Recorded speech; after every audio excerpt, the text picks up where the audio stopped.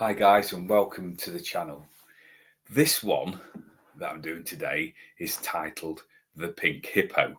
Now, if you've got a good imagination like mine, I've got, then it can throw all sorts of things in there. Where this pink hippo technique was brought into being was as I've been doing shows and events around the country doing mediumship and psychic work, you get a lot of different stories coming in from people. They will relay their story to you, and they will tell you all about what's happened to them, why they think, how they think, what's influenced their thoughts. And you can, after quite a lot of time and analyzing people, start to see recurring patterns. And these recurring patterns can become self-limiting beliefs.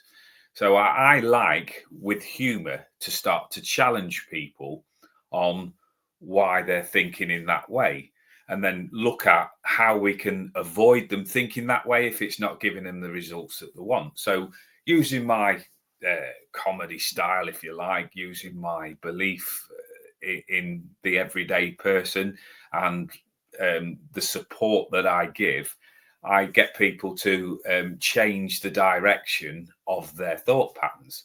So the pink hippo technique, quite simply explained, is people will have a story or a belief in their mind about how they've experienced their life.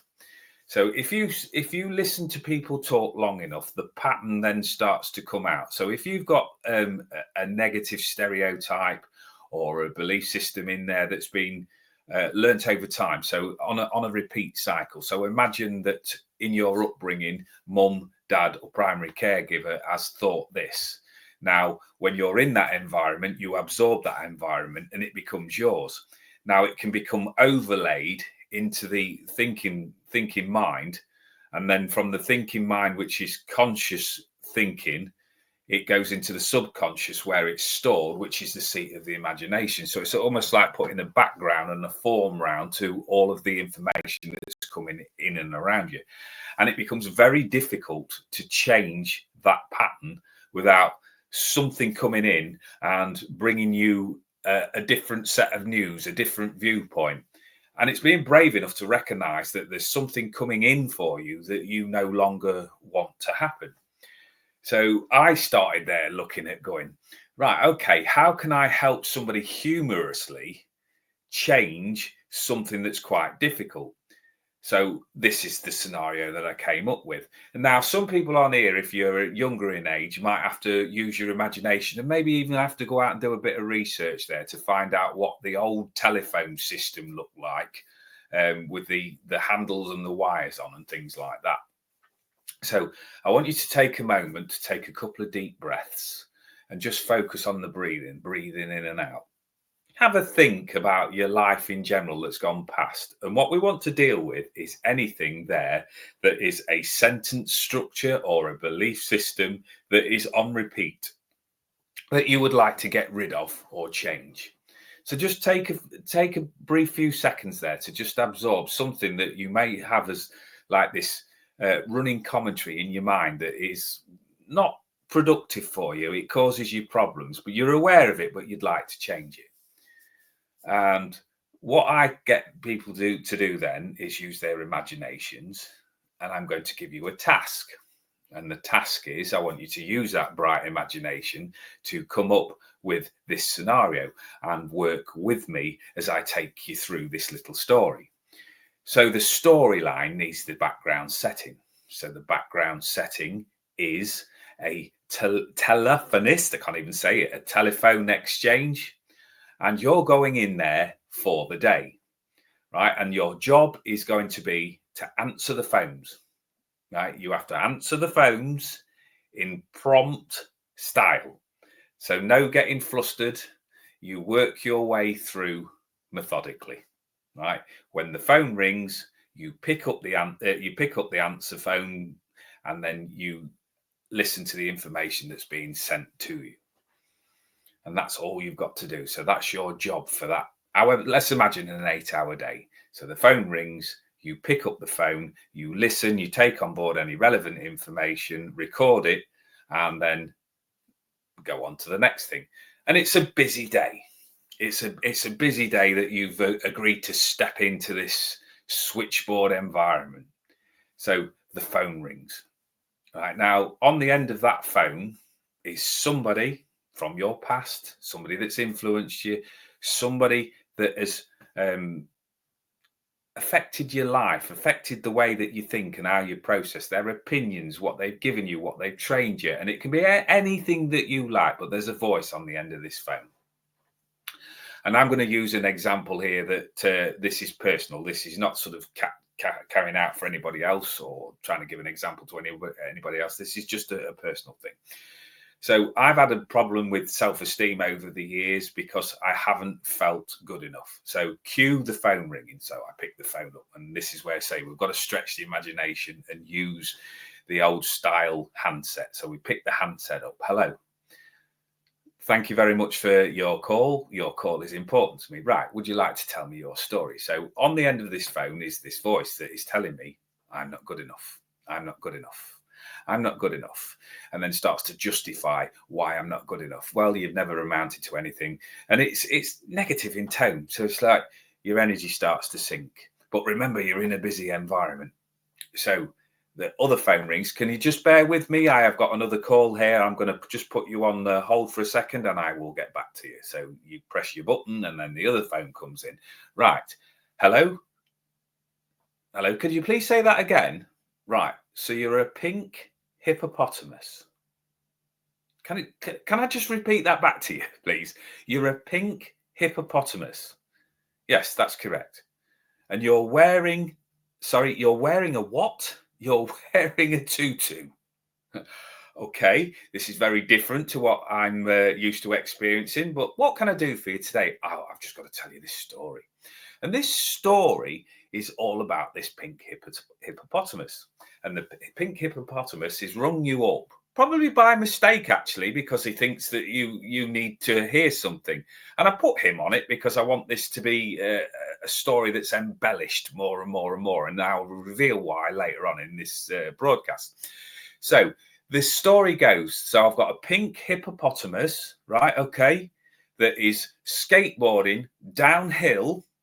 And all of a sudden, we've picked up pace and he's wearing a tutu. Right. Okay. Sorry. There's another call on the other line. Please bear with me while I pick up this phone. So just bear with me. Thank you. I appreciate your story. I just need to pick up this phone. And you pick up the other phone and it's back to that negative caller, that person there that is telling you you're not good enough, whether it's your own voice, whether it's somebody else, whether it's your experiences, whether it's your training. And this thing drags you down. It's like, oh, dear me. Yeah, you're not good enough. You've failed at this. You've not achieved at that. And it's really negative in tone. And you never amount to much. And you know in your luck, you will never amount to much and all of this sort of thing. Right. Okay. So just hang on. I can hear this voice in there. I've not put this one on the hold properly. So I'm listening to this. Right. And I'm listening. And you're a hippopotamus skating downhill on a skateboard wearing a tutu, and you've just crashed into something and your tutu's just gone over the back of your head and you're laid there all disheveled and your legs are all akimbo. Oh my word, what is going on? And I'm fascinated by this story as it's going on. And then I've remembered that I've got to be professional and listen to all calls and answer them in a timely manner so I can hear this voice going in the back of my head. Yes, you're not very good. You're not amounted to anything. Right. And this is what's going on. I'm in this background and I'm feeling quite stressed now because I'm trying to split my mind in between two different conversations. One I'd rather have and one that I'd rather not. And then all of a sudden, there's something happens. There's a big bang, really, really loud. And you drop the phones on the floor. And that feeling of, oh my God, maybe that voice was right. I've dropped something there and I've made a fool of myself and I've not got it right. So we pick the phones up and we've got a little bit, oh dear, now I'm a little bit embarrassed because I've done something silly. So I'm going to have to put the phones all back on their handsets. And then we might have to start again once I've calmed myself down because I've got myself a bit flustered because I've failed at something and I've got it all wrong and the information that's coming through is really, really stressful. So I put the phones back on the handsets and I pick them up. And on the end of one line is this voice that is saying, I'm the pink hippo, but you're not very good. Hang on a minute, that's not the piece of information that we had before. And I pick up the other one, and this says, this is the gentleman's energy there that's really, really harsh, and I'm skating down the hill, and I've gone over, and I've crashed into this. Oh my word, this is just like this big mush of energy now coming in.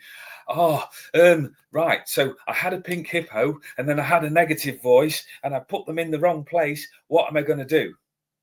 So we then make another big loud noise. Bang! Clap. Right. The noises are making me jump. They are making me very disorientated. So I'm listening in to the storyline now. And I'd rather listen to the more upbeat storyline. And I'm actually intrigued what the hippopotamus is. But what I've done is I like that tone of voice. So because everything's gone sort of haywire today and I've not been very well organized, I want to have a better feeling coming out of any of my interactions with the conversations on the phone. I've had a simple task, a simple job, which is to just answer the phones, but I've got flustered and it's knocked it all over the place. So I need to take a deep breath. I need to take a deep breath. And what I'm going to do is I'm just going to distract myself. I like puzzles. I like maths problems, simple maths problems. So I've gone, right, 4 + 3, 7. -2 is 5. Right, back in the room again. Focus. Right, focus on what I need to focus on. So I pick up the first phone, and there is that gentleman on the end of the phone there. And his voice sounds very strange now, because what I'm hearing is that his negative tone has now changed to the tone of the person that was telling me the story about the hippo. Now that works, right? So I'm relearning how to process what has come through my mind. So the voice now is still telling me the same story, that I'm not very good, I'm not very prominent, but because I've associated with the tone of voice that was uplifting and gave me quite a lot of fun, I can now block that out. I don't need to take that on board, because I don't need to stress about it, because listening to him talking about this, me not being good enough, is really, really funny. Right? I've overlaid that voice. Now, the thing is, with overlaying that voice, I can now decide what I want to go and store in my subconscious mind. So as I bring that memory up, the idea behind putting that small maths problem in there and making jump and making loud was to distract you momentarily. Right, so I now need to put that information back into the place wherever it needs to go, so that if I need to recall that memory again, right, so we'll do a word association trick there, and we'll flick the button. Right, I now need to think about pink hippos. Right, so what do I want to think about pink hippos for? Well, there's a storyline there, and I remember this storyline when I did my day at the exchange unit. And what happened there was, it told me a story about coming in and giving me a laugh about sailing downhill with a pink tutu over its head and crashing into something and looking all dishevelled. Now, that was really funny, and I really enjoyed that story. And on that day, I also got another phone call, right? And it was from somebody with the same voice that told me I wasn't good enough.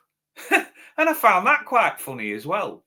And the thing is about all of this, we've not done anything magical, but what we've done is distracted the mind from going down a entrenched pattern. We've changed the modality around the feeling. So if you can change the thoughts around some of the feelings and the thoughts that you've had that are like well burned in, and sort of change the colouring, change the picture, change the feeling around it, you can actually change the information that you store. And what you do is you're essentially rewiring your brain.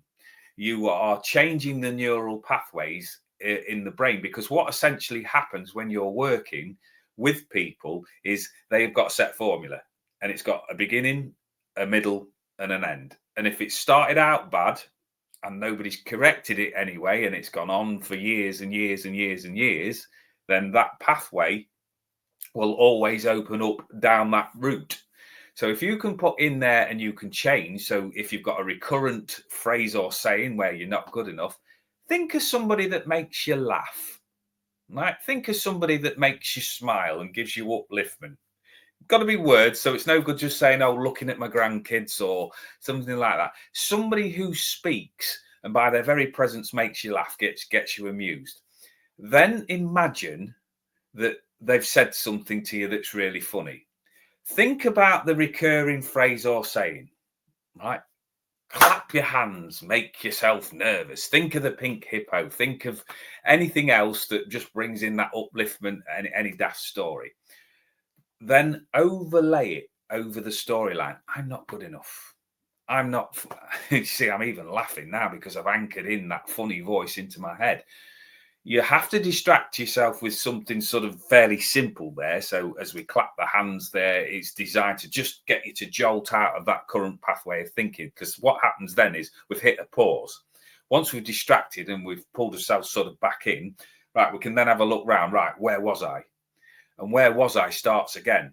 So you can overlay all of those negative mindsets and thoughts and feelings that are going around in your head. And that's just a simple way from a neurospicy perspective of how you can change your thoughts, your mindset, and how you store information in that subconscious mind. Because the thing I always want you to remember, guys, is that in the subconscious mind, what is stored is not subject to fact or fiction. It's a constant recording. So the information that the conscious thinking mind puts in there, it's not going to be checked for reference. So what you believe is what you actually look more at. So I hope that's made a little bit of sense. It's just a little bit of a storyline from me and how I would approach dealing with a client that's got self-limiting beliefs or an alternative thought pattern. If you've got this far, thanks very much for watching. And I will look at producing more. This is like my debut video, getting back on board with all of this. So thank you very much for watching, and I will catch you on the next one. Thanks, guys.